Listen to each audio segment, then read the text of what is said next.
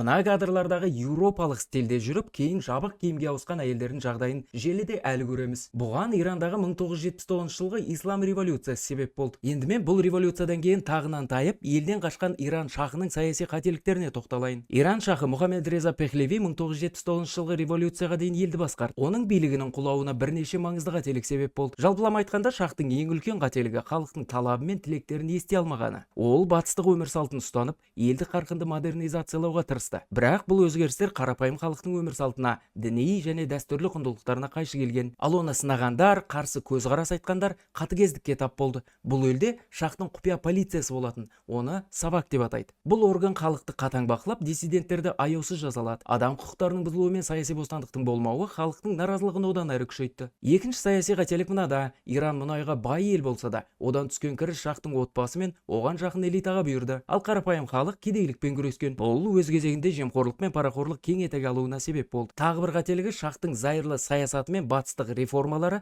дін басшылары мен консерватив халыққа ұнамай қалуы. Имам Хомейни сияқты дін лидерлері шахтың саясатын ашық сынап, оның билігін исламға қарсы деп айыптады. Алайда шах олармен келіспесе де, тіл табысудың орнына қуғын сүргінге ұшыратып, дін басшыларына қысым көрсетті. Артынша Хомейни елден жер аударылды. Ирактан, кейін Франциядан ол бақ арқылы, тіпті кассеталар мен хаттар арқылы жақтаушыларына үндеу жасаумен болды. Одан қалды шах ақ революция деп аталатын аграрлық реформа ұсынған. Оның мәні ауыл шаруашылығын дамытуға бағытталғанымен, жер иелерінің наразылығын туғызып, көптеген шаруаны жұмыссыз қалдырды. Осы кезде Хомейни әсіресе әйелдердің сайлауда дауыс беруіне және батыс ықпалына қарсы болды. Ал Хомейни тұтқындалған кезде Тегеранда да, басқа қалаларда үлкен наразылықтар өткен. 1979 жылы дәл осы имам Хомейни бастаған ислам революциясы шахты биліктен құлатты. Шах елден кетті, Хомейни сән-салтанатпен елге оралды. Көріп отырғанымызда кейбір саяси бағыты дұрыс көрінгенімен, оның негізі популизмге ұласып кеткен еді. Маңызды өзекті ақпараттар Ақылтай Ньюс телеграм арнасында сілтеме профильде жазылып қойыңыз.